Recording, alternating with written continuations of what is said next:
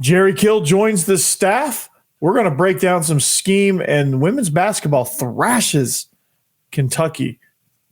It's Locked On Vandy. Let's go.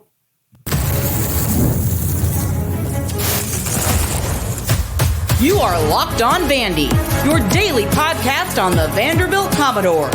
Part of the Locked On Podcast Network, your team every day. Welcome into the Locked On Vandy podcast on the Locked On Podcast Network. I'm your host, Corey Burton. Thanks for making Locked On Vandy your first listen every day. We are free and available wherever you get your podcasts and on YouTube as a part of the Locked On Podcast Network, your team every day. Well, today's episode is brought to you by FanDuel. Make every moment more. Right now, new customers get $150 in bonus bets with any winning $5 moneyline bet. That's $150 if your team wins. Visit FanDuel.com/lockedon to get started. Well, I'll tell you what's about to get started. I think Clark Lee is starting to kind of understand this head coaching thing, right? He just made a phenomenal staff hire, and that hire is Jerry Kill. And it's unclear as to what role specifically he's going to be in, but whatever role, whatever official title he's going to be is going to be advisory role. He's going to be helping Clark Lee manage the program overall. He's going to be kind of helping him along with this entire process of recruiting, speaking engagements, scheme, roster management, program manager, just all the aspects of the program. Jerry Kill is going to be there to help Clark Lee through all of it. He's going to be Clark Lee's mentor. And the reason why this relationship was struck was because Clark Lee hired Tim Beck and basically hired his OC and DC for the most part, and got the backup quarterback from the transfer portal as well. So lots of New Mexico State, I guess, camaraderie. I don't know what you call it. Lots of New Mexico State connection here. But Jerry Kill, had it not been for his health issues, I mean, the guy would probably be at a major Power 5 job right now because he was absolutely destroying it at Minnesota in the late, in the late 2000s. Parlayed that, or actually 2010s. I don't know, all these years run together, but he was absolutely killing it at Minnesota, had them on the rise, was inevitably going to probably land at a bigger job. Had some health issues, had to take some time away, had to get in some analyst roles, some off-the-field roles, resurfaced back as a head coach at New Mexico State.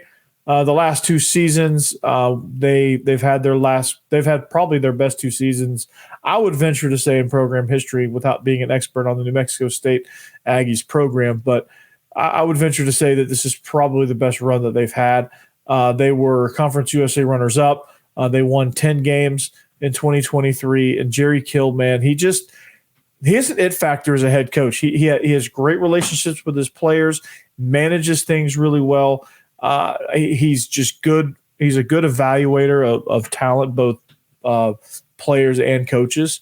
I think Tim Beck did a tremendous job under Jerry Kill, and Tim Beck there's mixed reviews on Tim Beck, with the stops at other places, most notably Coastal Carolina. But, I just think that him being in this complimentary role is going to be a major, major asset for Clark Lee, because, he's somebody that Clark Lee can say, okay, you've been around this thing longer than I have. What do you see here? What do you see there? What are some of the things you notice that I'm doing? Weekly meetings, daily meetings, biweekly, or however often they're going to meet and talk about all this stuff. But these things are extremely valuable for Clark Lee, and the players will have access to them. He'll have access to film stuff, scouting, all kind of things. And this could only be an absolute positive for the Vanderbilt program. And I'm stoked that he's coming aboard and doing this. So, Clark Lee, again, Whatever you thought of him last year, 2-10, I think there's finally some positive momentum with this program, and we've talked about it. You add a big name quarterback. Well, I don't want to say big name quarterback, but like you add a pretty important, pretty talented piece at the quarterback position through the transfer portal. Nate Johnson out of Utah. You add you had a really good receiver out of Ole Miss, Jeremiah Dillon. You add some really good defensive pieces, Marlon Jones, cornerback. You add you add some defensive linemen. The Cordray Sindor from Purdue, and you add the kid out of MTSU. You add some really good defensive pieces. Randon Fontenette at safety. You add some specialists in the mix. I mean, you got a really good recruiting class. We talked about that yesterday a little bit. Some guys that are going to make some big time impact. So I'm excited about this, man. I'm excited about this role that he has. I'm excited about that Clark Lea's kind of seemingly figured some things out. I think him taking over the defense. We talked about some of the scheme, and we'll continue to break down scheme as we go. We'll kind of give you in bits and pieces what Clark Lea's defense is going to look like, and some things that you may see from Tim Beck in the offense as far as taking advantage of the pieces that are in the building. So, like I said, I'm super stoked. I think this is this is a very, very good thing. He's going to bring some ideas to the offensive table. Him and Tim Beck work really well together, and so the chemistry that they have is going to come through. You're going to have some ideas on strength and conditioning, practice organization, road trip operations stuff that probably Clark Lea has never thought about, right? And some stuff that he's probably going to be distracted about by being the head coach and the defense coordinator, and some things that he's going to, be on the forefront of. And, again, navigating the construction site. What other program is fundraising, boosters, NIL, like Jerry Kill might be somebody that can kind of head that up, and player personnel stuff. Like, okay, well, Jerry Kill can keep his eyes out on who's in the transfer portal. It's another set of eyes evaluating talent coming out of the transfer portal. He's really good at that. Vetting coaches in the future, like if somebody moves on or whatever. So again, man, like I'm just in my thumbnail I said Lee is killing it. That's pun intended. Pun fully intended. Again, I think this is another move that Clark Lea has made this offseason to prove that maybe he's learning some things, right? Like head coaching is not easy. Head coaching in the SEC is not easy. Head coaching in the SEC at Vanderbilt is even more difficult. And, Clark Lea, first time, had some growing pains and, had some things, mismanaged the quarterback position a little bit, learned a valuable lesson there. I think some of the stuff going on with the construction site stuff really kind of threw a distraction in there.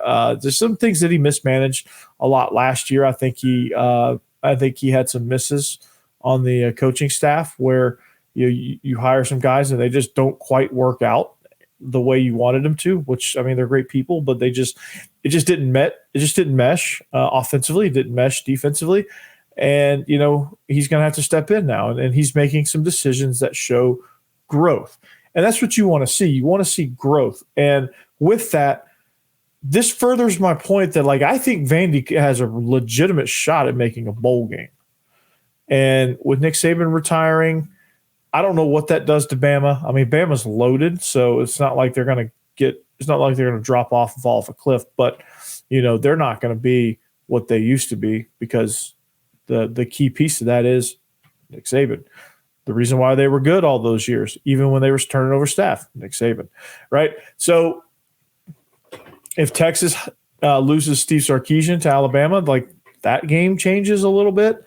There's some things happening in the portal, and there's some things happening around the league that I think, you're going to probably see a league that's a little bit more even than it has been in years past, and especially welcoming the two new guys in, Texas and Oklahoma, going to a single table format. The schedule's getting all jumbled up. You're going to see some changes. You're going to see some some teams that you didn't think were going to be competitive, and some teams that you thought were going to dominate and run the show, they're not going to quite dominate and run the show. So it's going to be a very interesting year, and I think Clark Lea has picked a hell of a time to show some growth, and we'll see kind of where that takes him. I'm very, again, ecstatic about the direction of this program. I think it's trending upwards. We'll have to see the results on the field. And it certainly won't be because you have a bad staff around you. It certainly won't be because it'll just be because your roster's just not deep enough yet. And the strength and conditioning has not had a full off season to implement, or full calendar year, I guess, or however they measure strength and conditioning, the effectiveness of it. They won't have a full cycle to judge. So, who knows with that? There's a lot of variables in place. So I think making a bowl, you certainly can't go 2-10. Okay. I'll put that out there, but making the bowl is the goal. Bowl game is what you're shooting for. It doesn't matter what bowl, any bowl. Go to a bowl. If you're going to go to a bowl, you don't have to win the bowl game. Just get there. And that's a successful season. Just get there. I mean, obviously the competitor in me, I want to win every single daggum game. But that's not possible. But Jerry Kill is going to add a tremendous amount of talent to this coaching staff, going to add a ton of wisdom.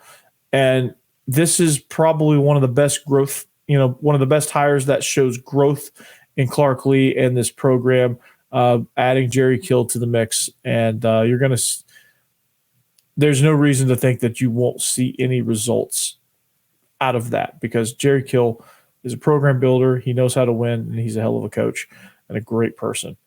So that's going to be exciting. When we come back, we're going to break down some scheme. We're going to do that next.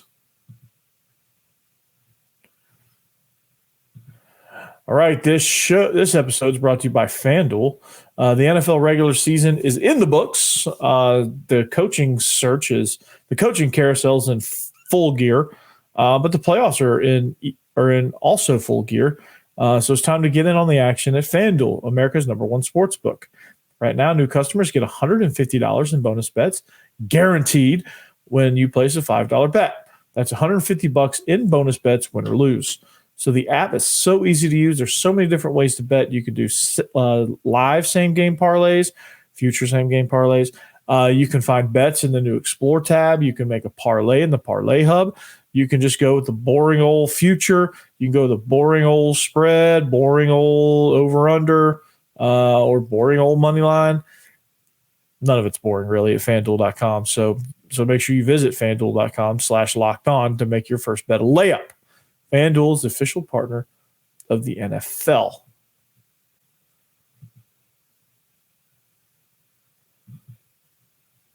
All right, welcome back. It is Locked On Vandy Podcast on the Locked On Podcast Network. I'm back, segment 2. I want to thank you for making us your first listen each and every day. Make sure you make Locked On SEC your second listen, followed by my two biggest supporters, Zach Blackerby and Stephen Willis. Wouldn't be sitting here yapping if it weren't for those two. So I want to thank them, and thank Chris Gordy for having me on the show talking about Nate Johnson. Very important announcement. Breaking news. Gonna have a special guest on next week. It'll be on Tuesday's show of next week. Special guest Kurt Page, and many of you Vandy fans know that name because he's the last quarterback that wore a Vanderbilt uniform that knows what it's like to beat Alabama in the sport of football. So Kurt Page is going to join us. He's going to talk about his time at Vandy. We're going to break down what Nate, we're going to get from a quarterback guru's perspective, what it's like to not only play at Vanderbilt, but we're going to get his perspective on what Nate Johnson is going to be able to do for the Commodores. So be excited about that one. Mark that in your calendars. That's going to be an exciting show. But until then, we're going to break down some scheme. I'm a high school coach. The reason why I know Kurt Page is I was his offensive coordinator for 2 seasons before he moved on into an admin role down in the state of Alabama. But 2 of the more fun years of my career working for him, it was great, and I learned a lot. Learned a lot about like different things, and it's weird. Like, it's not standard things that I learned. I learned like manipulating defenses. I learned things. I learned how to think outside the box a little bit. I learned how to do things a little bit differently and adjust to the way or to where you're at, and meet them where they are. Became very important when I joined up with Coach Page at when we joined up together at Hillwood. So again, that was a very, very special time in my coaching journey, and he'll be joining me on my podcast journey on Tuesday. So look forward to that. So I'm going to break down a few scheme things for you, scheme items. We're going to break down an offensive play that I think you'll see a good bit at under Tim Beck with any of these quarterbacks. And so we're going to hold for that. But while I'm doing that, thank you to the everydayers. Without you, this is not possible either. So I definitely appreciate everything that you guys provide from that as an everydayer. Make sure you keep growing and keep growing the show, and this will be absolutely outstanding. So, all right. Here we go. Without further ado, let me fix the screen. Okay, let me hide my name there. Okay, so going to talk a little scheme here. I don't know if you can see my cursor. Hopefully, yes, you can. Okay, all right. So those of you on the video side can see my cursor. Those of you on the audio side, bear with me. I know last time I did this, you guys couldn't really pick up on what I'm doing. So my goal is to be a little bit more descriptive for you on the audio side. So bear with me if I'm not. Hopefully I don't lose you. But if you're on the video side, just follow along. All right. So here's what we got. We got 11 personnel, orbit zone triple option. All right. So we'll break that down. 11 personnel. All right. The personnel groupings, 11 personnel. The number in front of the personnel, the word personnel defines the amount of running backs and the amount of tight ends, and then the receivers, you just kind of fill in the rest. All right, so 11 personnel would be 1 back, 1 tight end. 10 personnel would be 1 back, no tight ends, which means usually four wide receivers.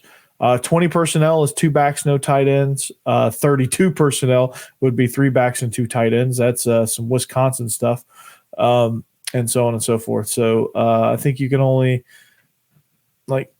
technically you could have 14 personnel. I think Georgia did that at one point with 14 personnel, but because they had Brock Bowers as a tailback, they had the all tight end set. But I don't think you can't have 15 personnel. That's too many. You can have 5 personnel. You have 5 personnel, no backs. No, that wouldn't be. It would just be empty personnel. There wouldn't be a number associated with that. So you can have 11, 12, 13, 14. You can have 20, 21, 22, maybe 23. Anyway, I'm getting into minutia with the personnel groups. All right, orbit. Orbit refers to a motion. All right, and that motion is from a slot receiver, and they sprint to the heels of the running back wherever they are aligned. They sprint to the heels of the running back, and then they flatten out across the formation to the other side, and they run laterally towards the sideline. They gain a little bit of ground as they get towards the line of scrimmage, but they ultimately are staying flat. So that's orbit motion. All right. Zone triple option. Zone triple option refers to the blocking scheme. So zone, you're running inside zone usually when you see that. The offensive linemen have their gaps opposite of the call. So this would be a zone right triple option. The triple option usually on a zone is based off your typical zone read, which is a quarterback running back option where the quarterback's either going to give it to the running back or run it himself. The zone triple option adds a third dimension to this zone read, and it gives the quarterback another outlet. So It allows you to not block two people and get numbers out on the perimeter. So the way this breaks down, okay, and the reason you're going to see this, I think Nate Johnson's going to be really good at this play, by the way, and the defense is going to be manipulated by this motion. These linebackers are going to bump. The safeties are probably going to roll towards the motion. So you're going to have a safety drop back to the middle of the field. And you're going to have one. Drop down towards the motion.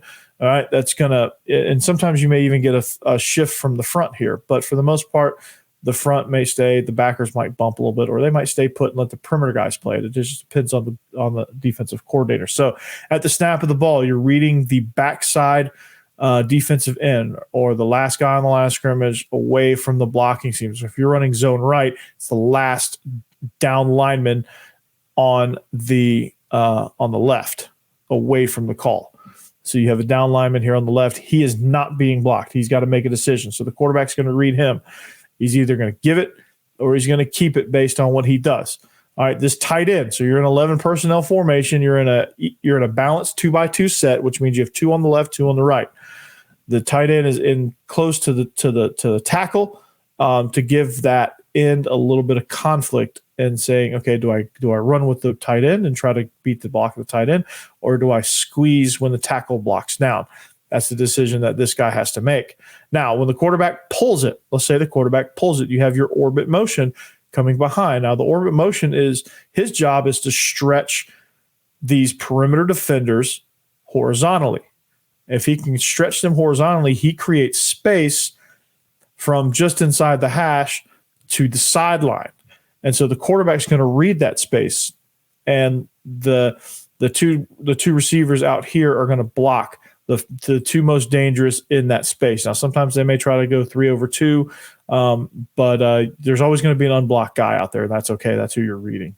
So the quarterback's going to pull the ball, and depending on the fleet-footedness of your quarterback, some programs and some situations make this a double option where this is the zone read where the quarterback's not running, but you are getting a perimeter and an inside run read. So technically it looks triple option-y, but there's no second option. It's just basically first and third option at that point. So you get a lot of space out here. Quarterback's just going to pull up, give it to this guy, either throw it or pitch it, however they run it. I think Tim Beck is going to have him throw it. He's going to have the quarterback attack the line of scrimmage, and he's going to throw it out there. He's going to flip it out there. So, and then this guy's going to run for days.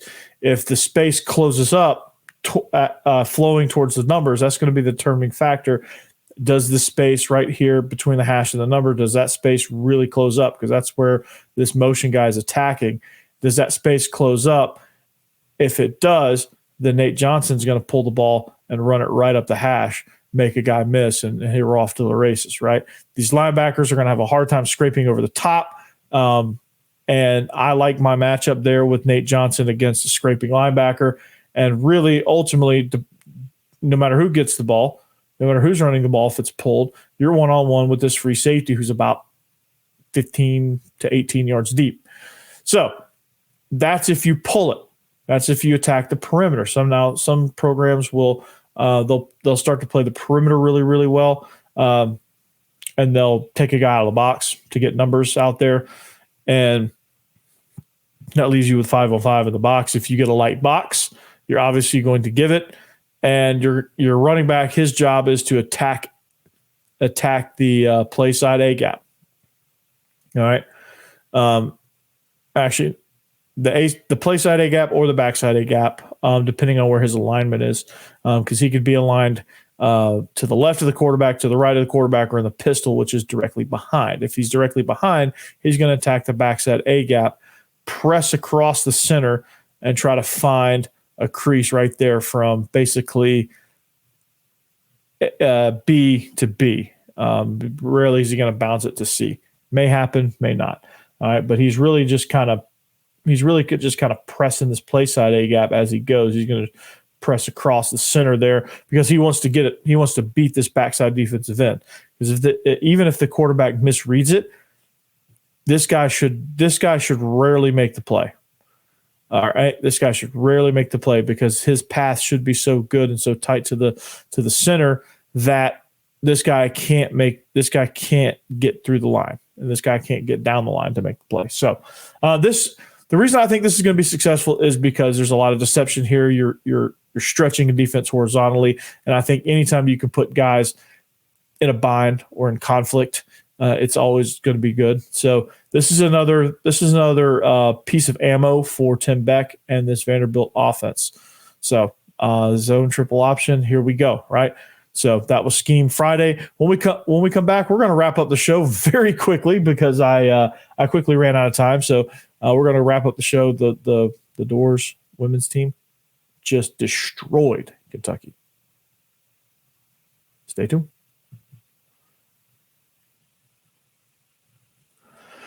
All right. This episode is brought to you by Gametime. So Gametime, have you ever had a frustrating ticket buying experience? Well, I certainly have. I know everyone probably here has. So make sure that you are visiting Gametime so you don't have to worry about that. When it's the fastest and easiest way to buy tickets for all of sports, music, comedy, and theater events near you.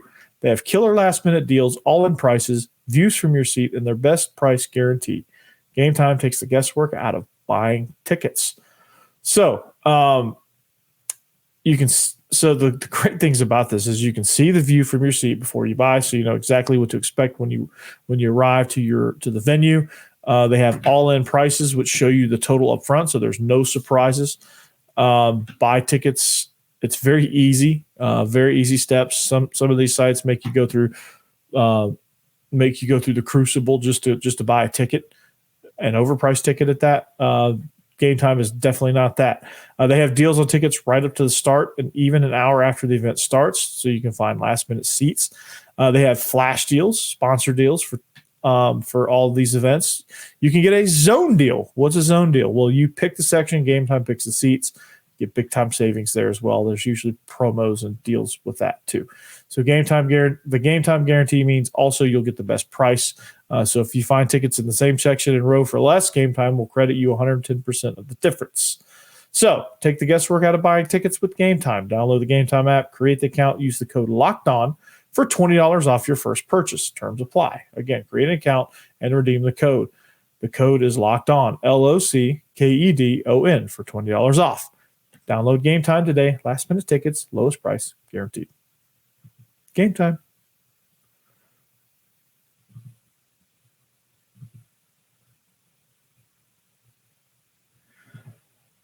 All right, welcome back. Segment number 3. It's an exciting show. We've had so much fun, but the fun is only starting. The Vanderbilt women's team should be ranked now in both polls. They're ranked in the USA Today coaches poll. They should now be ranked in the AP poll. Why? Because they just absolutely murdered, destroyed, thrashed, whatever adjective you want to use, the Wildcats on the road, too, at Rupp Arena. So not at home, not at Memorial, on the road. The final score was 95-73. Ayanna Moore had a huge night. She had 37 points. That's the best in her career. They got off to a really hot start, right? It was a really good game there for Vanderbilt. Just seemed like everything was clicking. They went on a big 15-0 run midway into the first quarter. They had some big runs all throughout the game. They just kept and they were ahead by 10 for most of the way. They just kept pushing the lead. Camille Pierre had her 10 points off the bench. They were hitting threes tonight. They went on another 15-2 run at right after halftime. They were taking advantage of good defense. They were actually knocking down shots. They shot 75% from the field in the third quarter. That's huge. They just had a high-powered offense, which they hadn't had that in a little while. They'd been on a little bit of a slump. They'd been winning some gritty games. When you go 16-1, you can't really call it a slump, but like as far as shooting goes, they were. They made up for it tonight. So Camille Pierre, she had 16 points. She had a double-double. You had a double-double, Jordan Cambridge. She had 12 points and 12 assists. They played a complete game for the first time. They shot 58% from the field, 59% if you round up from the field. They were 50% from behind the arc. They had 29 assists. They cut back its turnovers. They had 13 tonight versus the 25 they had against Florida in probably one of the ugliest games I've ever seen. It just, again, it was a huge night for Vanderbilt because like they needed this, right? They've been winning, but but they haven't been like winning as in like, oh my God, like it's impressive. Like you should, like Vanderbilt, you need to get out and see them, right? Like not to the outside world. Now, of course, the Vanderbilt community is stoked and ecstatic about it. I've been talking about it on my show all week, but I think tonight showed something to the rest of the league. Like, hey, this is a team that should be taken seriously, and you should take them seriously. And they have two bona fide stars in Jordan Cambridge and Ayanna Moore, and those are two names you should really kind of get to know. They have their bench is developing. What Shea Ralph does a great job is getting these girls in the game and rotating. Rotates.